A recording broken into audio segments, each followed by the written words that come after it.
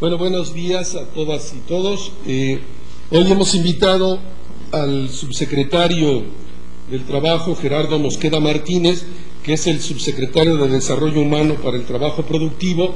Los indicadores de inicio de año en relación a la generación de empleo son realmente muy buenos, y Gerardo nos va a platicar de este tema y estas estadísticas, y después habrá una ronda de preguntas y respuestas, y luego yo ya presento la agenda. Gerardo, por favor. Muchas gracias, Rubén. Señoras y señores, buenos días. Vamos a entrar de lleno al tema de los datos del panorama de empleo con un resumen rápido 2001-2006, y luego haremos una revisión de cortes del propio primer trimestre.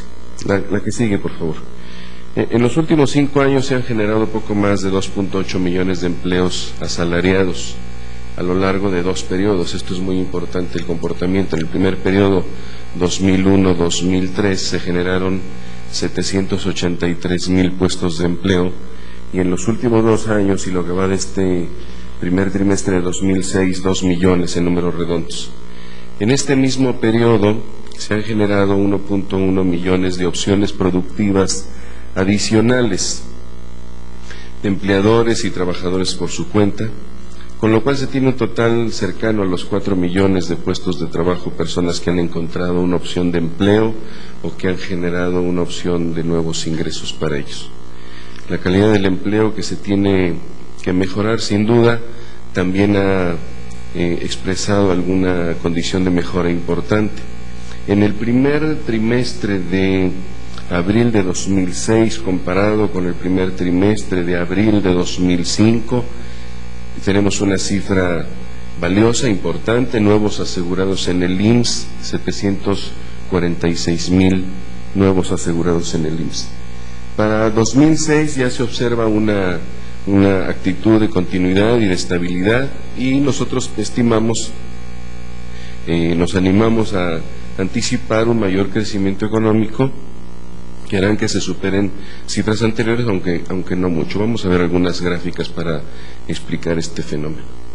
En los últimos 2 años hay un crecimiento sustancial del PIB, hay una variación anual, como ustedes ven en esta gráfica, de la agenda que fue 2001, 2 y 3, en donde la tasa de crecimiento fue muy corta.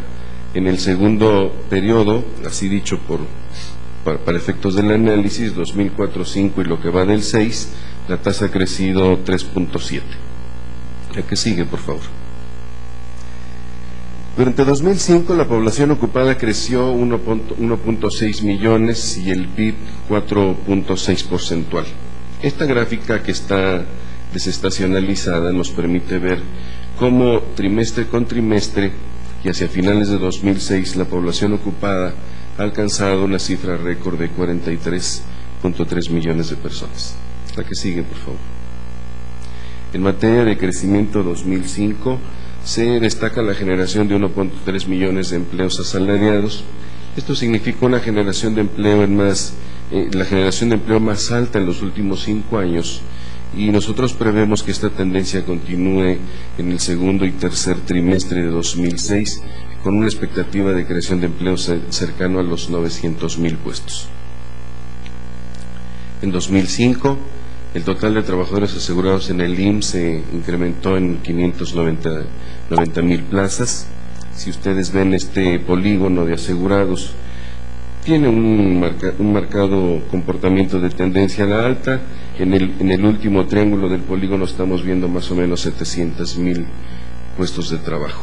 La que sigue, por favor.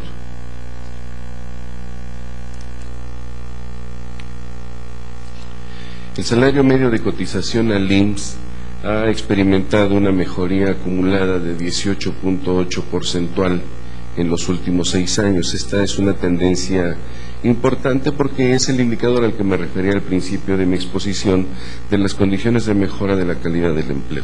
Estabilidad de precios, que es una variante muy importante que se ha mantenido controlada durante los últimos 5 años y fracción, permite prever una condición de mejora, aunque tal vez de modo porcentual no tanto más de lo que ya está expresado, pero es una buena condición, 18.8. En unas consideraciones personales en materia de expectativas y retos, después de 2 años de crecimiento económico sostenido, 2004 y 2005, se ha generado una aceleración en la generación de puestos de trabajo.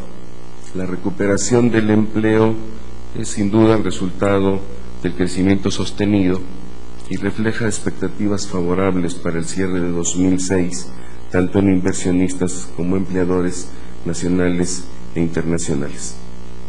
Los datos de primer trimestre de 2006 confirman esta tendencia y creemos que será muy favorable para el resto del año. Están dadas las condiciones para que continúe el crecimiento del empleo y claro, las condiciones podrían mejorar si se llevaran a cabo reformas estructurales que originarían mejores esquemas de competitividad y productividad y por supuesto una consecuente mejora en las tasas de ocupación. Hasta aquí la presentación. Tienen ustedes un ejemplar al alcance de la mano, si me ayudan a distribuírselos está a sus órdenes y con esto termino. Muchas gracias, estoy a sus órdenes. ¿Alguna pregunta para el subsecretario? Buenos días. El gobierno del presidente Fox lo nombró como intermediario entre las autoridades laborales con los trabajadores de SICAPSA. Ayer los directivos les ofrecieron que retiraran órdenes de aprehensión, incluso salarios al 100% para que se integren a sus labores de la empresa de 48 horas. En este sentido, ¿cómo quedan las autoridades laborales? Bueno, las autoridades laborales ahora, como ayer y como desde abril, hemos estado al pendiente de las negociaciones que en la empresa se generen. Mire, el tema de la siderúrgica es un asunto de carácter intrasindical. El ofrecimiento para volver en una empresa tan importante son más o menos 2.730, una cosa así, de puestos de trabajo en la siderúrgica. Obviamente pone condiciones de ofrecimiento pues atractivo para que los trabajadores regresen a sus puestos de trabajo. Yo deseo que eso se resuelva muy pronto porque le hace mucho bien al puerto resolver de inmediato y volver la siderúrgica a sus actividades. Ojalá que en menos de estas 48 horas atiendan el planteamiento de la empresa, la sección sindical, la 201, y vuelvan a su puesto de trabajo.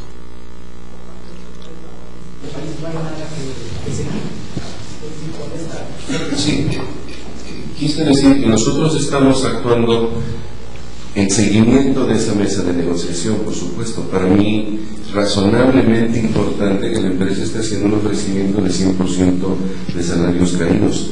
Quiere decir que cada trabajador estaría recibiendo ahora mismo, si tomaran la decisión el día de hoy, entre 12 y 13,000 pesos cada uno. Eso está muy bien. Lo importante es que vuelvan a su centro de trabajo y echen a andar otra vez la siderúrgica. Estamos en eso. Gracias, muy buenos días. Me gustaría saber cuál es la situación que se está viviendo en Sombrerete. Si es verdad que hay una presión por parte del gobierno federal para que se utilice la violencia en ese caso, y quisiera saber cuáles son los puntos que están atorando una solución en este caso, por favor. Mire, Sombrerete, la mina de San Martín, para ser más preciso, porque ahí hay 3 minas, la única que está en condiciones de cierre es San Martín Sombrerete. Hasta donde yo entiendo hay 420 trabajadores sindicalizados. La empresa fue emplazada a huelga, estallada, negociada, firmado el pliego petitorio, pero los trabajadores decidieron no levantar el paro. Es decir, una vez que se cierra el ejercicio legal de estallamiento, negociación y cierre de la negociación, el paro es ilegal. Cuando la empresa decide cerrar, esta es la decisión que tomó la semana pasada, hay elementos y condiciones legales para el cierre. Presiones para la violencia nunca las he visto, nunca, y menos por parte del gobierno de la República. Ese no es nuestro papel. Subsecretario. secretario, buenos días. Carlos Buenos González, días. Educación. El pasado este fin de semana la Convención Minera ratificó a Napoleón Gómez Urrutia como su dirigente. ¿Va a tomar nota la Secretaría de Trabajo sobre esta reunión? Y bueno, se reconocerá a Napoleón Gómez Urrutia como el dirigente de los mineros. Mire, vamos a esperar recibir la documentación. Una vez que se promueva la documentación, la Secretaría del Trabajo está en condiciones de afirmar, revisar, evaluar y emitir un dictamen. Una toma de nota es un ejercicio que se hace una vez que se recibe la información del promovente. En este caso no sabemos quién vaya a ser el promovente, y conforme a sus propios estatutos evaluar. No hemos recibido la información, pero en cuanto la recibamos veremos. ¿Alguna pregunta más? Sí, Daniel Pensamiento del diario Reforma. Yo quisiera preguntarle, el caso de Napoleón parece que sí les pesa en esta negociación, porque los trabajadores insisten en que si no lo reconocen a él y ustedes siguen manteniendo la postura de reconocer a Elías, no hay posibilidad de negociar ni en Chicarza, ni en Sombrerete. Entonces, ¿cuál es la actitud de la Secretaría del Trabajo? Mire, qué bueno que usted me hace esta pregunta, porque yo leí una nota suya del viernes, si mal no recuerdo. La Comisión de Justicia y Vigilancia del Sindicato Minero promovió la destitución de su Comité Ejecutivo Nacional conforme a sus estatutos, porque el Comité Ejecutivo Nacional tiene acumulado al día de hoy un poco más de 6.200 demandas laborales de trabajadores miembros del sindicato minero contra su líder sindical.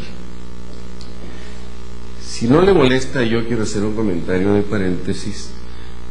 A mí me suena con cierta lógica que un trabajador demande a su empresa porque no le cumplió. Me suena todavía con cierta lógica, aunque en una paridad así como de 10-1, que una empresa demande a un trabajador porque no le cumplió.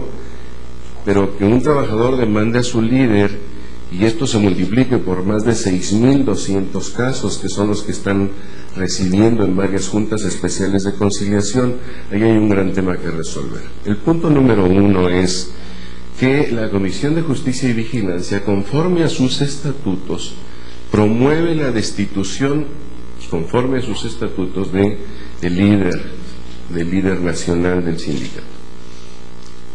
Y se nombra un Comité Ejecutivo Nacional provisional. ¿Hasta cuándo es provisional? Segunda afirmación. Hasta que haya una siguiente elección, asamblea electiva. El estatuto prevé que para asambleas ordinarias el plazo es de 75 días. Para asambleas extraordinarias no hay plazo. Entonces se puede seguir el criterio del primer caso o no seguirlo, porque en estricto sentido no afirma el estatuto nada en concreto. ¿Cuál es el estatus en este momento? El estatus es que la Comisión de Justicia y Vigilancia promueve y recibe una toma de nota de parte de la Secretaría. Es decir, el propio sindicato nombró a un Comité Ejecutivo Nacional provisional. En ese contexto, en una polémica intrasindical, es en el marco en el cual a usted precisamente el secretario le comenta que tendría sentido y sería muy sano, y yo creo que tendría sentido y sería muy sano para todos los sindicatos de este país, entrarle al tema esencial de la democracia: votar en un voto secreto en donde los trabajadores no tengan problema para elegir a sus líderes, y le haría muy bien a la salud institucional de los sindicatos entrar en un ejercicio democrático de esta naturaleza. Nosotros estamos a la expectativa de que se cumplan los tiempos de la propia tarea intrasindical en la que se encuentran hasta el día de hoy. Así están las cosas. Alfredo, Patricia. Señor subsecretario, Dígame. ¿a qué considera usted que la Secretaría de Trabajo no haya podido resolver este problema minero de algo que comenzó con una trágica explosión y que se ha ido extendiendo a diferentes puntos del país donde existen recursos mineros y que no se resuelve? ¿A qué es su ministro que no ha podido resolver este problema? Bueno, mire, todos los problemas tienen su propia dinámica. Usted podría estar de acuerdo conmigo. Voy a hacer una explicación un poco larga, si no le incomoda. 3.032 unidades productivas se integran en todo el giro de la industria minera, metalúrgica, accesoria, complementaria, etcétera, de este país. 264 empresas afiliadas a la Cámara de la Industria Minera, más 67 de la industria del acero. De todas estas, que representan un volumen de 240.000 en números redondos trabajadores de la industria minera del país, estamos hablando de un sindicato que representa más o menos 30.000 trabajadores. Es decir, el resto está trabajando regularmente. Ahora, dentro de los conflictos hay 3 lugares de conflicto. La mina de Nacozari, y que un complemento de una mina de cal que está en la frontera con Arizona, que tiene 50 trabajadores. La mina de San Martín Sombrerete, que está en condiciones de cierre, está en inactividad por condiciones de cierre, trabajo actuarial, y la siderúrgica Las Truchas. El problema del sindicato minero, insisto, es un problema de carácter intrasindical, en donde la Secretaría ha abierto una nueva agenda de negociación que tiene que ver con un proceso democrático interno que estamos proponiéndoles. Ellos están en condiciones de aceptar o no nuestra propuesta, pero estamos haciéndoles una propuesta que además va con el eje, con la esencia de la vida democrática de todas las instituciones. Si estuvieran de acuerdo en que una institución avalada por la democracia mexicana, el IFE, por ejemplo, la Comisión de Derechos Humanos o alguna otra institución así, asumiera este papel, revisara sus padrones y convocara y promoviera ese ejercicio, pues les haría muy bien. Yo pienso que les haría muy bien. Estamos caminando en resolver ese tema. ¿Por qué? Porque, bueno, el tema de la siderúrgica tiene un ofrecimiento muy concreto, lo hemos hablado hace un momento. El tema de la mina de San Martín tiene un planteamiento muy concreto. Y el tema de la mina de la Caridad de Nacozari tiene una propuesta también muy concreta. Dígame. De una explosión lamentable se han ido extendiendo, que sean 2, 3, se han ido extendiendo. Esa es la pregunta concreta. Que en lugar de resolverlos han surgido 2 o 3 o 4. Sí, yo entendí su pregunta concreta. Lo que trato de decirle también de manera concreta es que no hay una relación lineal entre un accidente, una mina en el centro de la región carbonífera y 3 conflictos mineros en 3 puntos distintos del país, inclusive estados distintos del país. El accidente de la mina de Pasta de Conchos es eso, es un lamentable accidente. A usted. Patricia. Buenos días, señor. Buenos días, a sus En el órdenes. caso concreto de San Martín, me gustaría conocer su opinión porque existe una versión que este conflicto, aquí se menciona que es por las condiciones del trabajo, podría resolverse con un bono extra de 10 pesos y mejorando también las condiciones de los trabajadores, exámenes de la vista para aplicarse cada 6 meses, etcétera, etcétera. ¿Cuál sería en este caso concreto su opinión sobre esta posible solución o qué tan factible es su cierre inminente? ¿Me puede explicar? Gracias. Yo le explicaría con mucho gusto si tuviera un dato más preciso. No conozco esta parte que usted dice del bono y esta situación adicional. Yo le puedo decir con toda puntualidad, la mina de San Martín fue legalmente emplazada a huelga, fue legalmente estallada, fue legalmente negociada, fue legalmente firmada y está ilegalmente en paro. Todo lo demás de condiciones de lectura, desgraciadamente no tengo elemento. ¿Alguna pregunta más para el secretario? Sí, buenos días. Buenos ¿Cuál es la días. posición de la Secretaría de Trabajo y el orden del vocero en torno a este anuncio que hacen los trabajadores de andar persiguiendo al presidente Vicente Fox en sus distintos actos, en una especie de boicot, junto con también el candidato presidencial del PAN, Felipe Calderón. ¿Cuál es la postura del gobierno federal? Pues mire, nuestra postura seguirá siendo la misma. Los mexicanos están en libertad de expresarse en reuniones del candidato presidencial o del presidente, siempre y cuando se respeten las reglas elementales de convivencia en este país. Tienen toda la libertad de expresarse en donde lo crean conveniente.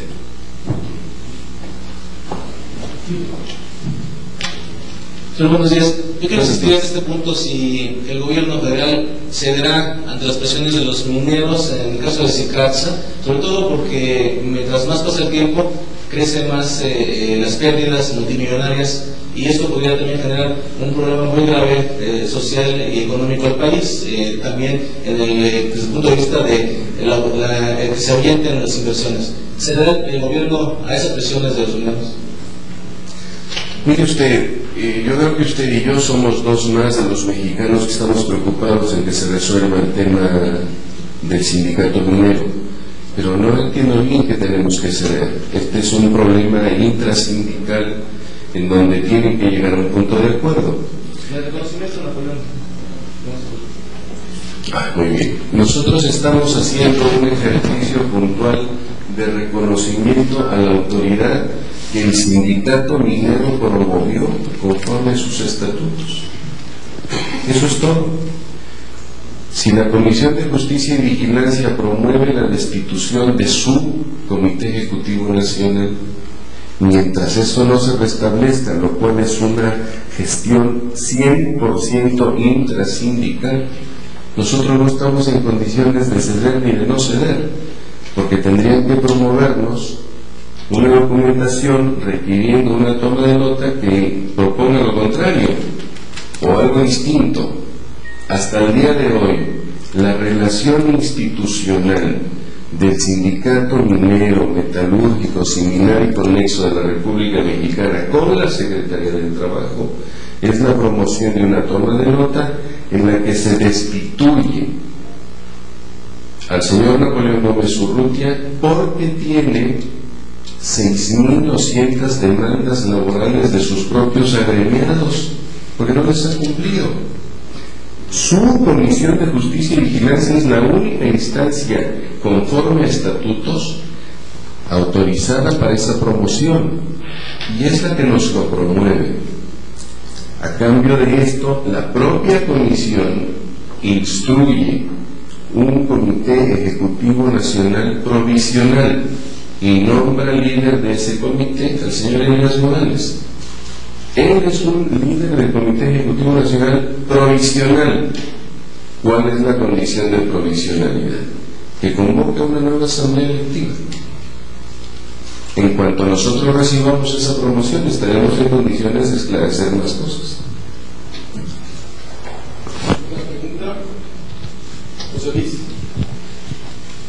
Sí, muy buenos días, señor subsecretario.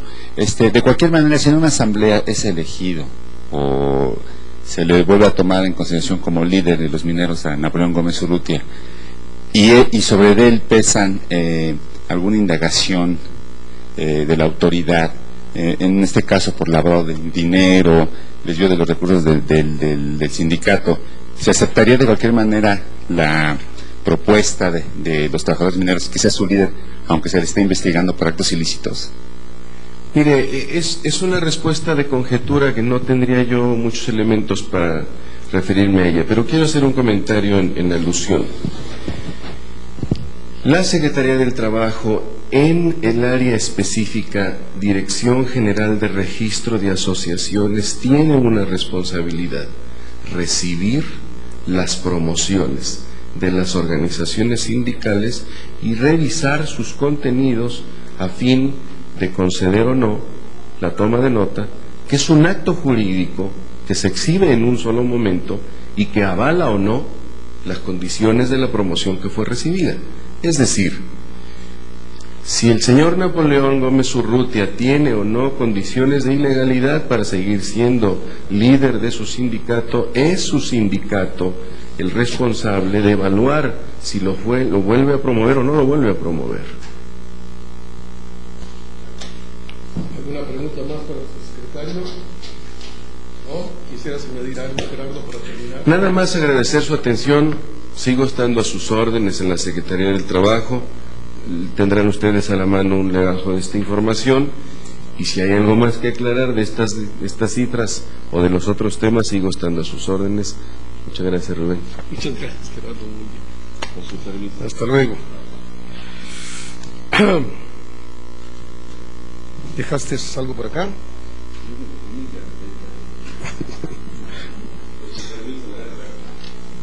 Bueno, la agenda del señor presidente para esta semana, pudiera haber alguna modificación, pero este es el plan de esta semana.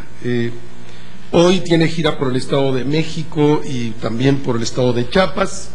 Luego tiene el día de mañana actividades en el Distrito Federal, en particular la inauguración de la Biblioteca José Vasconcelos. El miércoles también actividades en el Distrito Federal. Arranca el proyecto ecológico del Parque Azcapotzalco, donde estuvo antes la refinería. Se va a construir un parque ecológico temático y mañana arrancan los trabajos. Y luego también la inauguración del edificio nuevo de la Junta Federal de Conciliación y Arbitraje. El jueves gira por Baja California, inauguración de plantas automotrices y también de un hospital en la playa de Rosarito. Y el viernes gira por el Estado de México y gira por el Estado de Jalisco. Hay reunión de la CONAGO, inauguración del Hospital General de Zona número 7 y unidad ambulatoria. Ese es el plan de esta semana del señor presidente. Y para el día de hoy, de manera particular, pues es la gira 619 del sexenio, la 567 por el país en el sexenio, la 59 por el país en lo que va de este año, la gira 41 por el Estado de México. La última visita al municipio de Toluca fue en marzo. En Chiapas es la gira 26 del sexenio y va a estar en estos tres municipios, en Chiapa de Corzo, en San Cristóbal de las Casas y Sinancatán. Ahí es la primera visita que el presidente está en este municipio en este sexenio. Luego, hoy tiene una reunión de trabajo con el secretario de Educación y el secretario de Hacienda de 8 a 9 de la mañana. Luego, la salida a la gira por el Estado de México. En el Estado de México tiene dos eventos, un desayuno con maestros y la ceremonia conmemorativa del Día del Maestro. Se entrega el premio Maestro Ignacio Manuel Altamirano al desempeño de la carrera magisterial como parte de la celebración del Día del Maestro, y es entrega de reconocimientos a maestros con 40 años o más de servicio. Luego está la salida al Estado de Chiapas, desde Toluca, la salida. Las actividades en Chiapas son tres: la supervisión de obra del nuevo aeropuerto Ángel Albino Corzo de Tuxtla Gutiérrez, comida con empresarios, y la inauguración del puente San Cristóbal y puesta en marcha de la totalidad de la autopista que une Tuxtla Gutiérrez con San Cristóbal de las Casas. De manera particular, y luego llega a las 9 de la noche el presidente a la residencia oficial de Los Pinos del día de hoy. Dejen organizadas sus casas. Este evento, de manera particular, nada más mencionar algunos datos en el Día del Maestro. La población escolar en el sistema de educación pública del país, en todos los grados, del kinder al posgrado, son de 28.260.000 alumnos, que representan el 87% de la matrícula escolar 2005-2006. El otro 13% correspondería a escuelas privadas, pero el 87% de toda la matrícula escolar de este país está en escuelas públicas. El gasto público en educación, el presupuesto al 2006, es de 476.610 millones de pesos, que representa el 72.8% más que en el 2000. O sea, el mayor gasto en educación en la historia del país lo ha hecho este gobierno. El mayor gasto es en este propio 2006, y hay un aumento pues del 72.8% en relación al presupuesto del 2000. así se traducen las prioridades, en dónde va realmente el dinero, y aquí se ve que esta ha sido la prioridad central del gobierno de la República. El incremento del gasto público por alumno, si dividiera uno esta cantidad entre el total de los 28 millones de alumnos, ha sido de 41% en promedio, lo que se ha elevado el gasto por alumno a partir de estos años. Las plazas docentes nuevas creadas de 2001 a 2006 han sido de 185.825 nuevas plazas del magisterio en estos 5.5 años. El aeropuerto, hoy se va a inaugurar la primera etapa. El aeropuerto consta de 2 etapas. Se inaugura la primera etapa y se supervisa la construcción de la segunda etapa. La inversión es de 684 millones de pesos, 49 federal, 51% estatal. En el conjunto de la construcción, entre primera y segunda etapa, va a dar trabajo a más de 18,000 trabajadores. La población beneficiada es de 3.920.000 habitantes del estado de Chiapas, y la capacidad en esta primera etapa es de 800,000 pasajeros anuales. Luego, este puente, que es muy importante como parte de toda la construcción de los ejes troncales del país, es una inversión de 1.709 millones de pesos, 1.283 tramos carreteros y 925 millones de pesos en puentes. La población beneficiada es de 375,000 habitantes, y lo que es muy importante es que se reduce el tiempo de recorrido entre San Cristóbal y Tuxtla, además de la seguridad por las condiciones de trazo de la autopista. Se reduce en 45 minutos a 1 hora el tiempo utilizado para transitar por este tramo carretero, y el tráfico promedio contemplado es de 4,000 vehículos al día. Y antes de las preguntas que ustedes tienen, yo nada más quisiera retomar, a nombre del señor Presidente de la República, una felicitación al magisterio del país, y retomo el mensaje de felicitación que el señor Presidente ha enviado a los maestros. En este día especial estoy unido a tus alumnos y a los padres de familia para felicitarte por tu entrega en la educación de los niños y jóvenes de México. Contigo, con las autoridades educativas de todo el país, federales, estatales y municipales, así como con la sociedad en general, hoy los mexicanos continuamos impulsando la educación equitativa y de alta calidad. Juntos construimos un país con mayores oportunidades, con mejores niveles de vida para todos, más justo y democrático. Te invito a que sigas con fuerza y dedicación. Tus alumnos te necesitan. Comparte con ellos los conocimientos, los valores y el ejemplo que les permita desarrollar todas sus habilidades. Continúa apoyándolos para que se conviertan en ciudadanos ejemplares, dignos de admiración y de respeto. Estoy convencido de que falta todavía mucho por hacer, pero avanzamos con paso firme hacia el México fuerte que todos queremos. En este Día del Maestro, recibe un saludo especial lleno de agradecimiento. Feliz Día del Maestro. Patricia. Gracias. Me gustaría conocer, señor vocero, lo de la visión que pudiera tener o la información que pueda tener la presidencia de esta versión que menciona Wilfrido Robledo, que es el responsable de la seguridad del Estado de México, en el sentido de que fue el subcomandante Marcos el que asusó, o en este caso orquestó los actos que todos conocemos en el famoso mercado en donde fueron desalojados los floristas. ¿Qué información de los órganos respectivos tiene la presidencia sobre esta versión? ¿Se desmiente? ¿Se confirma? ¿Cuál es su postura? Gracias. No tenemos conocimiento, y será en todo caso a las autoridades del Estado de México dar pruebas de esta posible relación que ellos han sostenido. El Gobierno de la República no tiene ninguna evidencia de esto. Sara. Buenos días, Rubén. Quisiera saber las razones por las cuales se llegó al acuerdo con los legisladores para no dar a conocer los nombres de los comisionados de la COFETEL, porque bueno, hay voces que señalan que se debe hacer de manera transparente porque esto se presta a suspicacias. Entonces, ¿por qué se llegó a este acuerdo? Y entiendo que ayer ya hubo información al respecto, pero quisiera nada más que nos pudieras precisar.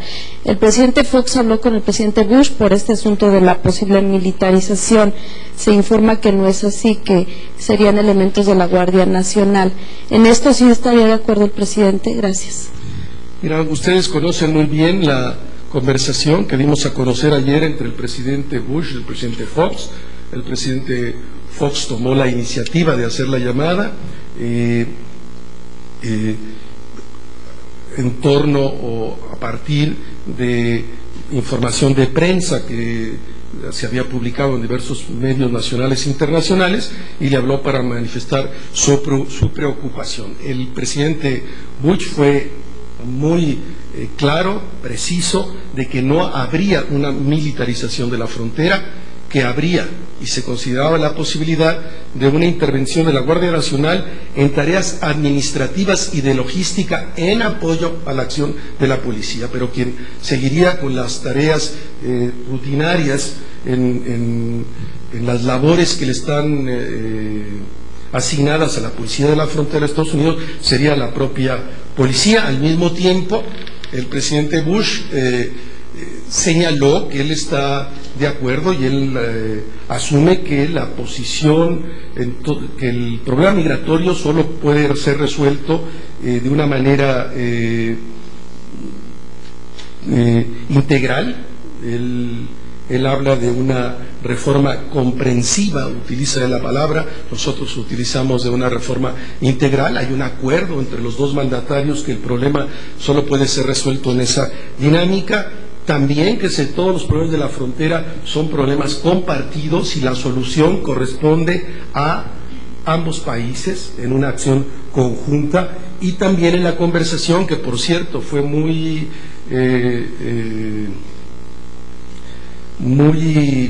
fácil, muy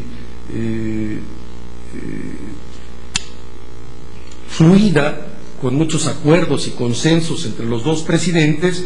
El presidente Bush manifestó al presidente Fox que Estados Unidos considera a México como un socio y también como un amigo, y que esperaría que los problemas de la frontera puedan ser resueltos de manera conjunta y el problema migratorio resuelto de manera integral. El gobierno de México ha insistido, también se lo señaló el señor presidente al presidente Bush, y él también lo reconoce, que el problema de la frontera es de solución integral, no es una solución policíaca, es una solución integral en los términos que nosotros mismos hemos propuesto, que tiene que ser en el marco de una migración legal, ordenada, segura y respetuosa de los derechos humanos. ¿Estaría el gobierno de México de acuerdo en este Eso caso? es una decisión soberana que corresponde solo a los Estados Unidos. Nuestra posición es clara. Esas son decisiones que corresponden a los Estados Unidos. Nosotros no podemos intervenir en las decisiones soberanas de los países. Sí podemos hacer llegar nuestros puntos de vista, como lo hemos hecho llegar en múltiples ocasiones, incluso utilizando los medios de prensa de los Estados Unidos. José Luis. ¿Perdón? Lo de la COFETEL. Lo de la COFETEL es una decisión que está en proceso. El pasado jueves 11 de mayo, en tiempo y forma, el Poder Ejecutivo Federal turnó a la Comisión Permanente del Congreso de la Unión, en los términos que propone la ley, su propuesta de consejeros para integrar la Comisión Federal de Telecomunicaciones. La posición oficial a este respecto fue externada ya por la Secretaría de Gobernación el propio 11 de mayo. El envío de esta propuesta es parte de las obligaciones que tiene el Ejecutivo, y hizo la entrega pues al Poder Legislativo. Es el Congreso de la Unión quien tiene la propuesta, que en su momento dará a conocer su decisión. Es una ley en proceso no está terminada, y ustedes saben cuál ha sido nuestra posición a ese respecto en todos los casos. Una vez que estén terminados los procesos, tenemos una posición y la comunicamos, pero mientras dure el proceso, por la calidad misma del proceso, conservamos nuestro punto de vista en reserva hasta que termine el propio proceso. José Luis. Sí, gracias, Rubén. Sobre estos dos mismos temas. El primero, volviendo al asunto de la frontera, ya el presidente Bush le confirma al presidente Fox que va a desplegar elementos de la Guardia Nacional. Como bien se saben, son elementos que están armados. Y si bien también es una decisión soberana de Estados Unidos de tomar esa decisión, ¿ya qué instrucción dio el presidente de la República a los consulados a lo largo de la frontera de Estados Unidos para salvaguardar los intereses y la integridad de los inmigrantes? Es una pregunta. Y la otra es, hablando del asunto de la COFETEL, si los nombres que ya fueron publicados y filtrados o dados a conocer de alguna manera, si estos son los nombres reales o habría algún otro personaje en esta lista. Desde luego que nuestros consulados, nuestra embajada en los Estados Unidos y nuestro consulado, en todo momento, no se requiere de una acción particular, en todo momento trabajan por salvaguardar los derechos humanos de nuestros connacionales. Lo han hecho, lo van a hacer y lo seguirán haciendo. Como nunca en este gobierno ha tenido lugar esta acción de nuestros consulados en defensa de nuestros connacionales, entre otras cosas porque se han multiplicado los consulados en México y en Canadá para atender a la población mexicana en esos dos países. Y no estoy en condiciones de revelar los nombres de los miembros que habrán de integrar la COFETEL en razón de lo que yo antes dije. Será la propia permanente quien habrá de darlos a conocer una vez que termine el proceso, y ellos son los que tendrán que discutir y señalar si están de acuerdo o no en los mismos nombres con el Ejecutivo Federal o decidir cambios a la lista que se envió desde el Ejecutivo Federal. Marco Antonio. En el caso Gómez Urrutia, yo tengo dos preguntas. Quisiera preguntarle ¿cuál es la posición de la presidencia luego de este anuncio de que van a estar boicoteando los actos, no solamente del candidato del PAN, que en este caso sería un asunto electoral, sino del presidente de la República? ¿Cuál va a ser la posición de la presidencia? Y el segundo es, en dado caso que el sector minero lo volviera a asumir como su líder, y en virtud de que existen pues algunas denuncias en su contra, la presidencia de la República, o en este caso el gobierno federal, tendría posibilidad de negociar de alguna manera el reingreso de Gómez Urrutia a la vida nacional política. Gracias. Cualquier mexicano puede expresarse en los ámbitos de la ley y el respeto a terceros. El gobierno de la República lo garantiza. Es evidente que hay un cambio sustantivo del 2 de diciembre del 2000 hacia acá respecto a lo que fue el pasado en términos de la libertad de manifestación y de prensa, de la cual hoy se goza en el país. El gobierno lo habrá de respetar y ya será decisión del electorado o de la ciudadanía cómo recibe esos actos de estos sindicalistas que han anunciado que se habrán de manifestar. Lo que le toca al gobierno de la República es garantizar la libertad de expresión, y lo que toca a los ciudadanos es hacerse una idea y un juicio de esta misma acción. Y respecto, hay, como ustedes saben, una investigación de parte de la PGR por un lado y de la Secretaría de Hacienda por otro lado respecto a acusaciones que los propios mineros han hecho en torno y denuncias de los mineros en relación a su ex líder Napoleón Gómez Urrutia. Ya señalaba el señor subsecretario, más de 6,000 denuncias. Estas son las que está investigando la PGR y también la Secretaría de Hacienda. Que nada debe, nada teme. La justicia mexicana garantiza imparcialidad para todos, y serán las leyes y el Poder Judicial quien habrá de determinar si hay delito en qué consisten estos delitos y qué pena se sigue de esos delitos.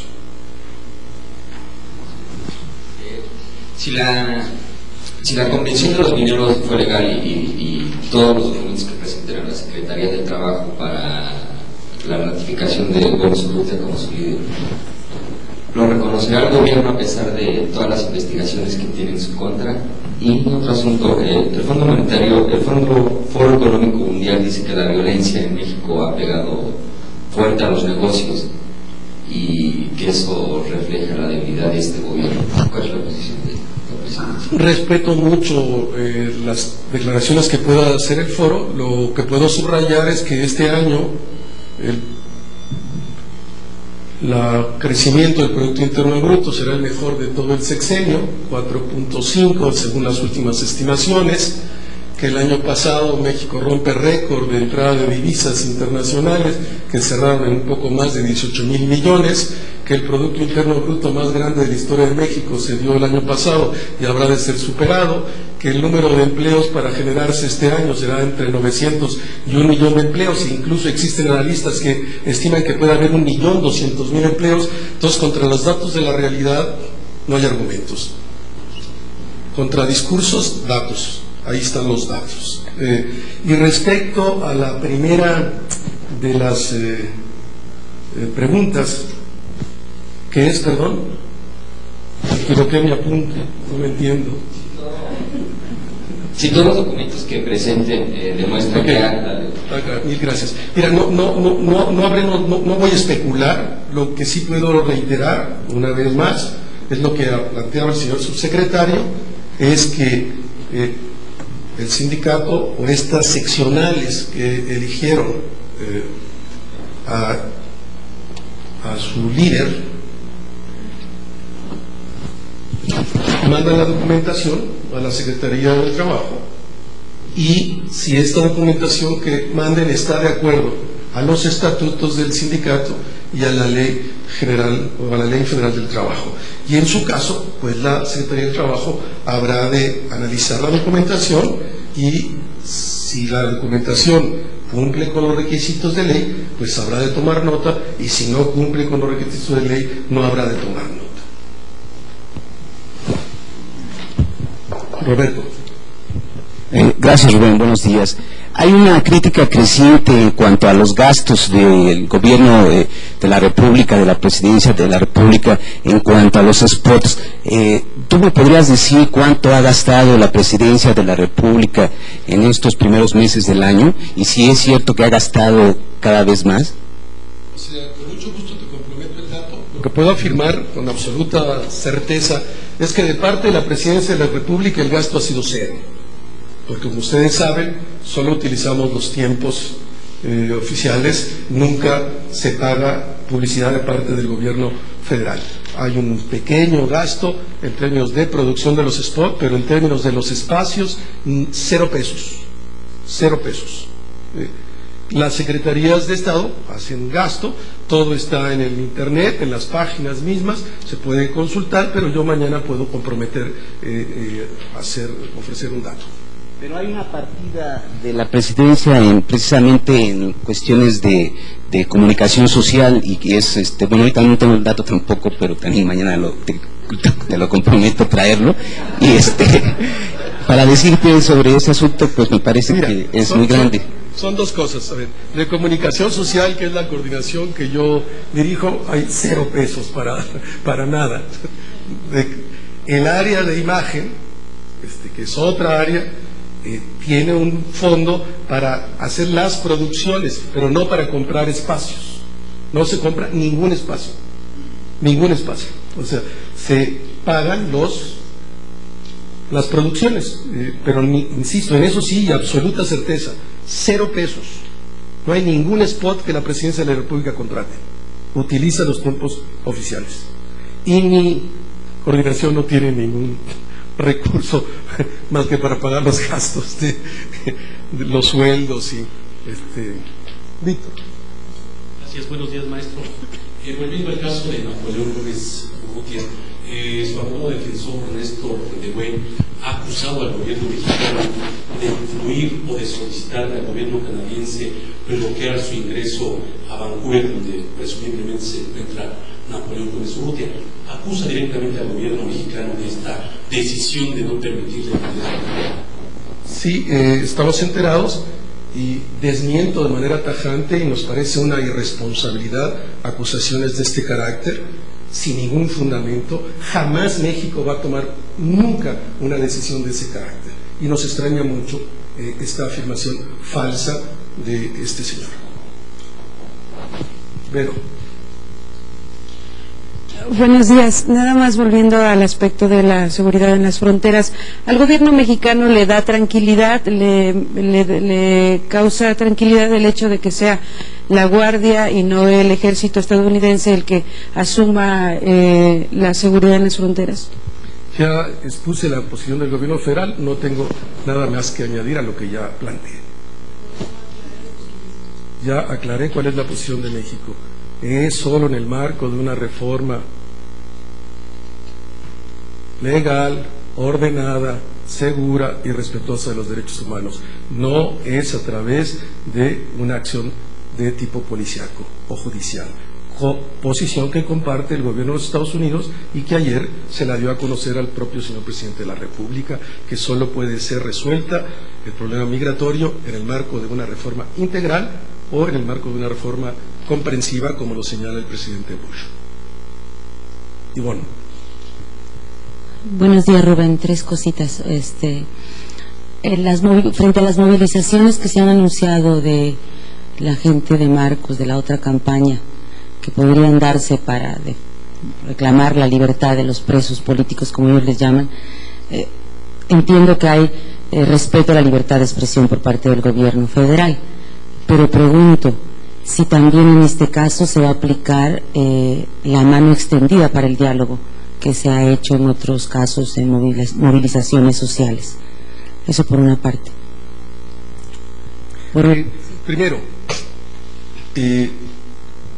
en este país y a lo largo de esta administración no ha habido un preso político. No hay presos políticos en este país. Hay gente que delinque, que violenta la ley y que las estructuras judiciales actúan en consecuencia. No hay presos políticos en el país. Cualquiera puede manifestarse, se puede manifestar en el marco de nuestras leyes. El gobierno de la República está siempre abierto al diálogo, lo ha estado siempre, pero no en un diálogo que negocie la ley, en un diálogo que abra espacio de acuerdos, el espacio a negociaciones, pero la ley no se negocia. Si alguien rompe la ley y comete un delito, debe ser sancionado por la ley, del presidente de la República al último de los ciudadanos. Nadie puede, en la construcción del Estado de Derecho, nadie puede estar por encima de la ley. La ley no se negocia. Gracias. Un segundo punto sería si se han descartado ya las intervenciones policíacas de la PFP en otras plantas mineras, como podría ser el caso de Sonora y Zacatecas.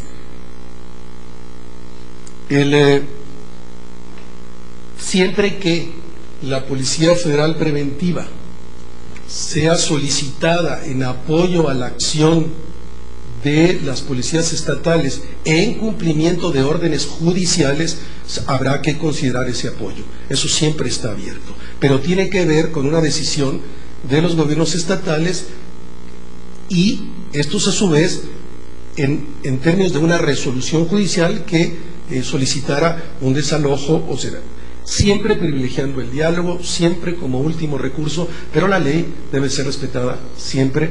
La Policía Federal Preventiva apoyará a las policías estatales siempre que los estados lo soliciten y a demanda de una acción judicial. Y lo último, sabemos que hubo conversación del canciller mexicano con su homólogo español sobre las presuntas violadas españolas deportadas en la madrugada de Atenco. ¿Cuál fue el contenido de esa conversación y si se derivó de esa conversación algún compromiso frente a estas violaciones a los derechos humanos? Sí, agradezco tu pregunta en estos términos. A pregunta expresa durante la gira, yo comenté, y lo reitero y lo sostengo, que en la reunión bilateral entre el presidente español y el presidente mexicano no se trató ese tema. No se trató. Lo indicó el propio señor Zapatero, de que habían sido instancias diplomáticas. Algunos medios mexicanos alteran esta información. Pero en la bilateral jamás se trató el tema. En otro nivel, como tú señalas, se trató el tema.